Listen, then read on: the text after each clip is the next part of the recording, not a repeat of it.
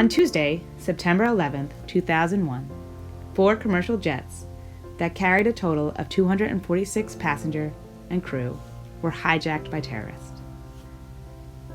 At 8:46 a.m., American Airlines Flight 11 crashed into the North Tower of the World Trade Center in New York City.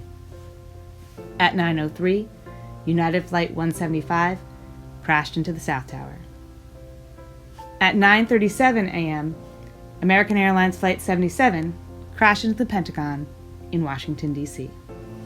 The fourth plane, United Flight 93, crashed at 10:03 a.m. in a Pennsylvania field after the passengers and crew had stormed the cockpit. By 10:30 a.m., both the Twin Towers in New York City had collapsed. That moment was extraordinary in our nation's history. As we commemorate the 20th anniversary of that extraordinary day, we listen to some of the stories of our faculty. Hi, my name is Jennifer Ladd, and on the morning of September 11th, I was working at my old financial software company in Midtown Manhattan on 39th Street and Park Avenue. And I was sitting at my desk on the 39th floor, about to actually go to an appointment at the World Trade Center for an investment bank called Sandler O'Neill on the 103rd floor of the Trade Center. So before I left, I was on the phone and someone had said a plane just crashed into the Trade Center. And I could see from my office, if I looked up over the cubicle, North Tower had been hit. And at first, our impression was that it was an accident, and we didn't think that it was terrorism. And so as the day progressed, we went upstairs to where our conference room is to try to get more information. I had made a few phone calls to let people know that I was not downtown, and then our phone stopped working. The internet eventually stopped working as well. And we had a television in the conference room that we were watching. And as it continued, we saw the plane live hit the South Tower. We saw it on TV. And after a little while, there's a communication tower up on the World Trade that funnels communication to a lot of places. And eventually we lost TV communication too. When South Tower fell, because of our vantage point, we actually couldn't see it had fallen. And so all we saw was smoke emanating from lower Manhattan. And at that point, we decided to evacuate the building. And I think for that moment, it definitely had in some small way contributed to me changing careers a little bit later on. There's a lot of people that kind of thought a little bit differently about what they wanted to spend their time doing. And so that's where I was on September 11th. I was a sophomore in high school when 9/11 took place. And what I remember about that day is that I had freshman girls chorus first. And this girl came in late and she said she'd heard on the radio something about a plane crash, but she didn't know what had happened. And none of us had heard anything about that, and so the rest of the class just went on. And then in my next class, which was chemistry, we were working on some problems, and the principal came over the loudspeaker and said that there had been an attack on the World Trade Center and that the Twin Towers had fallen. And I remember my teacher just freezing up and sitting down and getting really quiet, and the room pausing. And I was outside of Chicago. I had no idea what the World Trade Center was. And so I didn't understand what her reaction meant. And the rest of the day, that uncertainty felt pervasive even as we continued to get more information.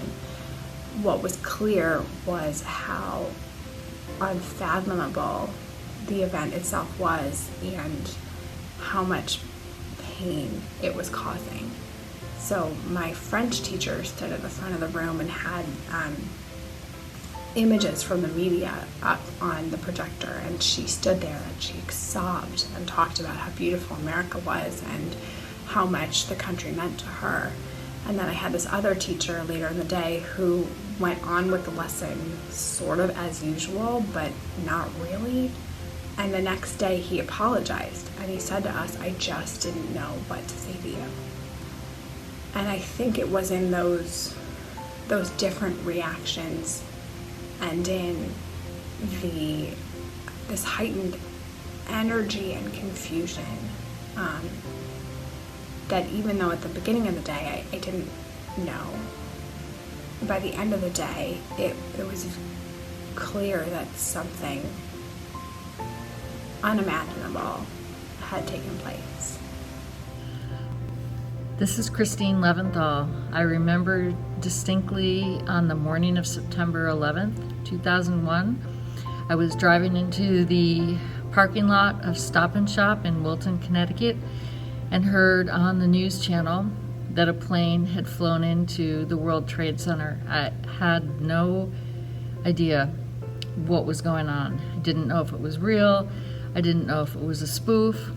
The next thing that came to mind as I started listening to some of the details was I was very, very concerned about my son, who at that time was a freshman at Wilton High School, had just started school. I didn't know what he was seeing or hearing at school. I thought about my other two children. What have I learned from this? That every day, that I speak to somebody in my family, I tell them I love them, because that day many people lost family members and never had the chance to say goodbye. I was a sophomore in college when September 11th happened. I was in a biology lab, and our professor popped out of the class several times to talk with others. When she came back in, she told us what she could. We all went back to our dorms to try to understand what was going on and try to get a sense of what had actually just happened. And the thing that really stands out to me about the day was just how many people knew someone who was affected by this or could have been affected by this, and how impossible it was to reach our loved ones by phone. Everybody was calling. It seems like the whole country was calling people that they knew, and it was really, really difficult to get anyone on the phone to make sure that they were safe, to see if they understood what was going on. So I was a sophomore in high school on 9/11, and I remember being in my English class when we heard the initial reports about what was going on in New York City.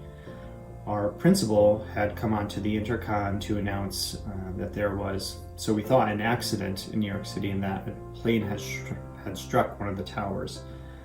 So after the announcement ended, our teacher turned on the TV to the news station, and we were watching TV for a while to see what was going on. And then I remember watching live the second plane hitting the other tower, and I'll never forget the collective gasp in the room, and my teacher shouting. All the air was just out of the room, and in time, we were just scared and upset, confused, and eventually we were very, very angry, especially as the day unfolded. So that is definitely one of the most vivid memories of the day. I also remember a lot of helicopters going over the high school throughout the day. That was very unusual. And when I remember end of the day, we were in PE outside because it was a beautiful day, and there were just clusters of helicopters just going by in 3s and 4s. Not something we ever saw, or I ever saw again after that day. So that's something that's definitely stuck with me too. Hi, I'm Mr. Clark, and I remember 9/11. It was a day it's hard to forget. I was teaching American Studies in the old school, which at that time was a one-story building that was situated on where the oval is now in front of the school. And I had been teaching American Studies. It was a co-taught class, as it is now, and it was after the 2 classes in a row that the English teacher and I were we pulled out into the hallway where the kids were on their way between classes. Also, there was a longer period after the second class. It was called common time, where kids could go to the caf and get a snack or come get extra help from a teacher for 10 or 15 minutes. And we were told by the assistant principal that a second plane, that a first and second plane had hit the two buildings while we were teaching. And we were just dumbfounded. We had not known or heard. We were pretty busy teaching. Kids didn't know.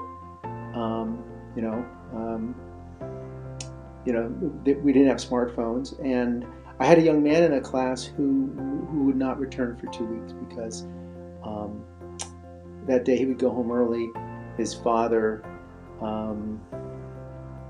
as it turned out, had been killed in the first attack, the first plane on the North Tower. His father had worked for Cantor Fitzgerald, a prominent trading firm, and I remember driving home that day from school, and everyone on 95, as those of us who were commuting north, it was eerie. Everyone was just driving so slow and careful. I don't remember anyone speeding, driving crazy. It was a sense of appreciation for life. The end of that day, just the rest of the day, we just really wasn't teaching. We talked about a lot of things. It was a very moving day. It was a beautiful day. I remember looking out the window and seeing the blue sky and just trying to imagine what it looked like. And then, of course, really seeing it when we got home and watched it on the TV that evening. So that's my memory. I was 20 on 9/11. At the time, I had a girlfriend who had overstayed a student visa, and we had made plans to go to the immigration office that morning and sort out her visa problem. The immigration office for the area we lived at the time was down on Liberty Street in New York, which was directly across from the Twin Towers.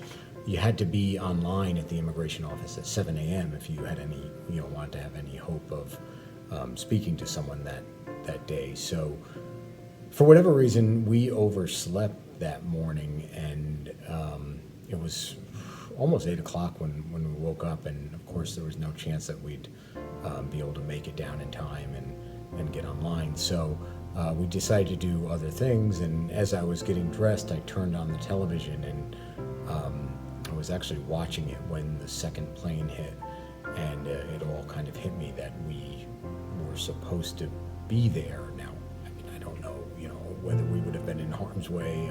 We would have been across the street, and I just can't say what would have happened. But yeah, it was a state of total shock and disbelief, and I couldn't wrap my head around it. We drove to New Jersey that night and went on the banks of the Hudson. There's some towns along the banks of the Hudson where you could see this sort of ominous black cloud in downtown Manhattan that was where the Twin Towers had been. And people were standing out in their yards just staring, and nobody was talking, just staring. And I'll never forget that. Hi everyone, I'm Miss Curcio. I'm one of the speech language pathologists at DHS and an advisor for Best Buddies. And on September 11th, 2001, I was a 17-year-old college freshman at the George Washington University in Washington, D.C. We were living on campus in a dorm that was 4 blocks from the White House. So the morning of September 11th, I woke up thinking I was going to class like any other day, but then heard about how the planes had flown into the Twin Towers and the Pentagon. A few minutes later, my roommate got a phone call from a family friend of hers who worked for the Secret Service, and he told us that we should evacuate Washington, D.C. because they were worried that another plane was going to come and try to hit the White House, and that he said you shouldn't be in D.C. in case that happens, especially because your dorm and your campus is so close to the White House. There was a chance that if they had to shoot down a plane that was going to hit the White House, that it could land near our dorm. And so we were terrified. We quickly packed up a backpack with some essentials and went on the metro to try to get out of Washington, D.C. and into Virginia. And we made it as far as one stop on the metro when they shut down the metro for safety reasons and told us to evacuate the metro. So we didn't know what to do next, so we just started walking into Virginia on the highway, because at that point they had shut down all the highways as well. And so there were no cars on the highway, so it was easy to just walk on the highways.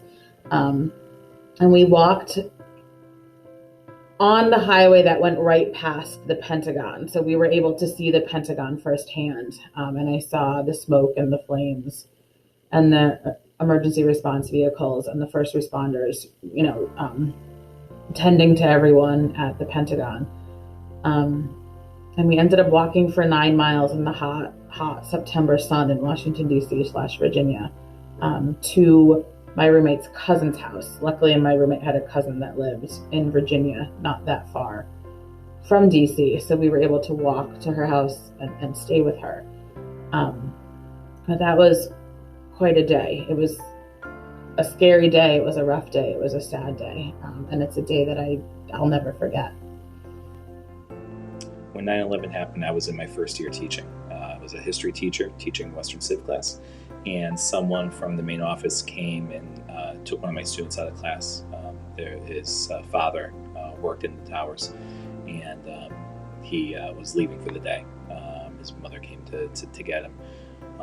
I remember later on throughout the day, other students also had similar situations as they found out that certain loved ones were missing in the city, and so they were leaving school. By the end of the day, we really didn't know what to do. It was very confusing, surreal. We were hoping that things would not turn out as tragic as they did, but obviously that wasn't the case.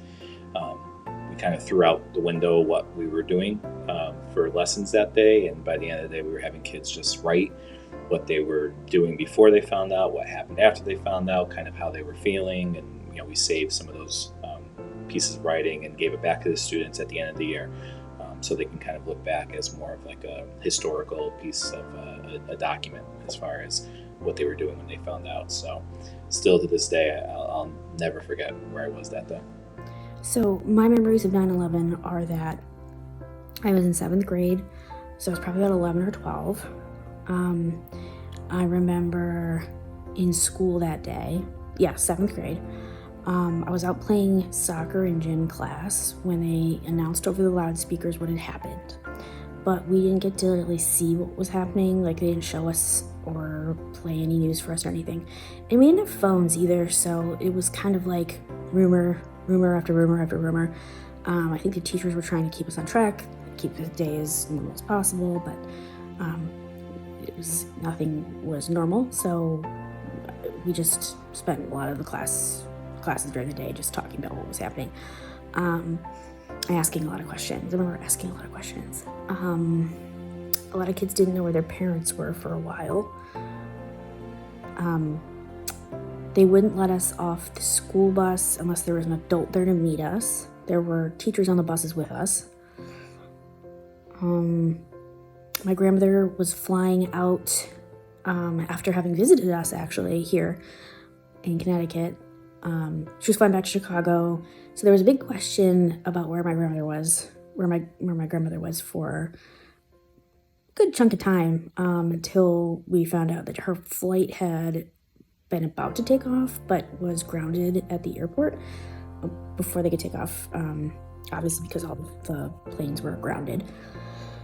And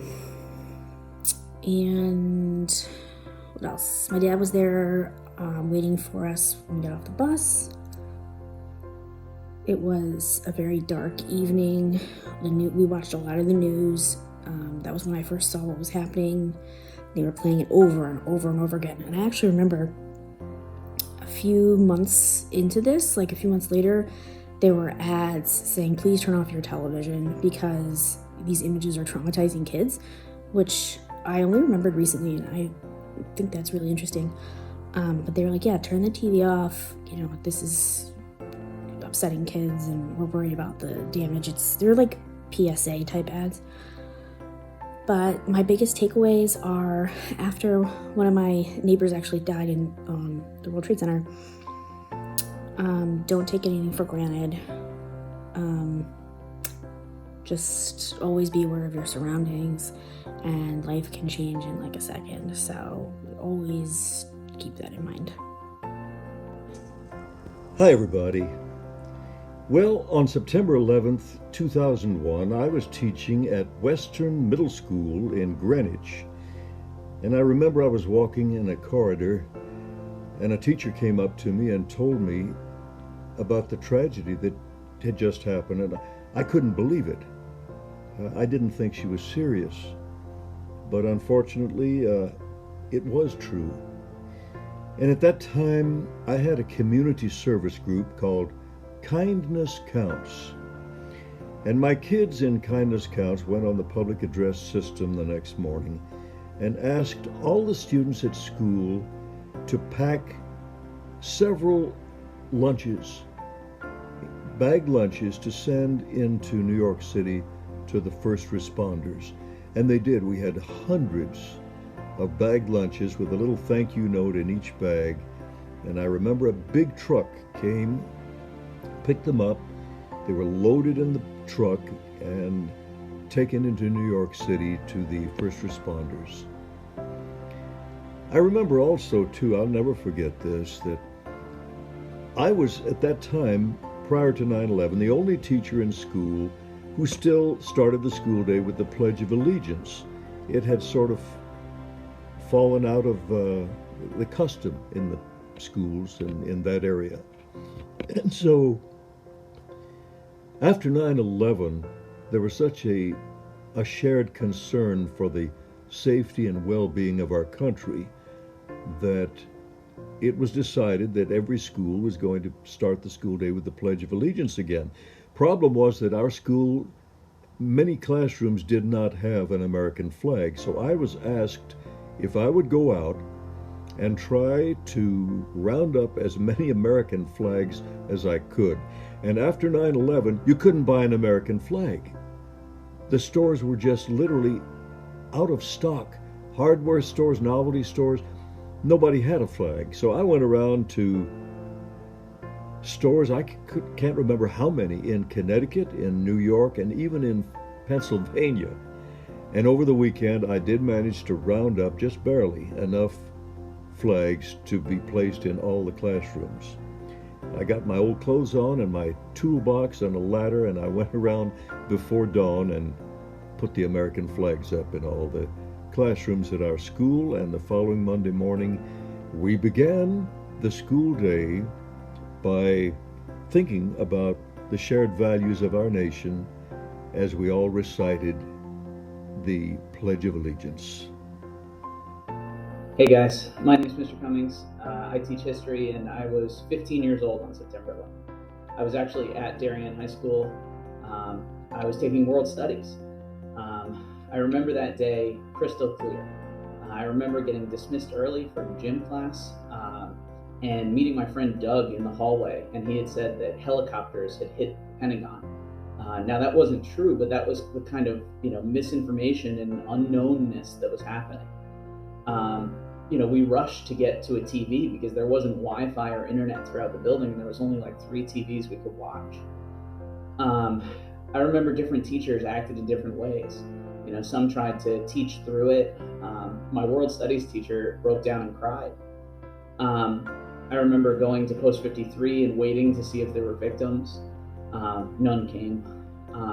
I remember getting home and my dad being in complete denial. He couldn't believe what had happened. It was just so shocking to everyone. To me, I could tell that things were going to change. I knew that this was a moment in which both political and emotionally things were going to be different tomorrow than they were today. And I remember how together everyone was. I remember the churches being packed. I remember a sense of patriotism. And then I remember it fading. I remember how over time things started to get back to quote unquote normal, for better or worse. And I watched how we turned from a people who were proud and active and volunteering back into the same sort of high school students we were before. And to me, that's the biggest lesson I took away from September 11th, was to try not to do that.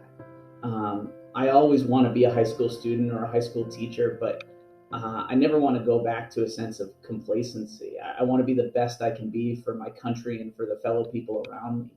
And if the 20th anniversary of September 11th means anything to me, it's to remind myself what those days immediately after were like, and to remind myself to be as loving and patriotic and giving as I can be. Because certainly there are people out there who can't, or who did and gave the ultimate sacrifice.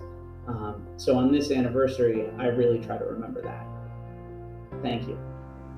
Hi, everyone.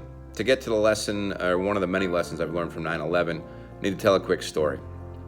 I knew a man once, and I knew him for about 10 years or so, and he was in one of the towers when the plane struck it.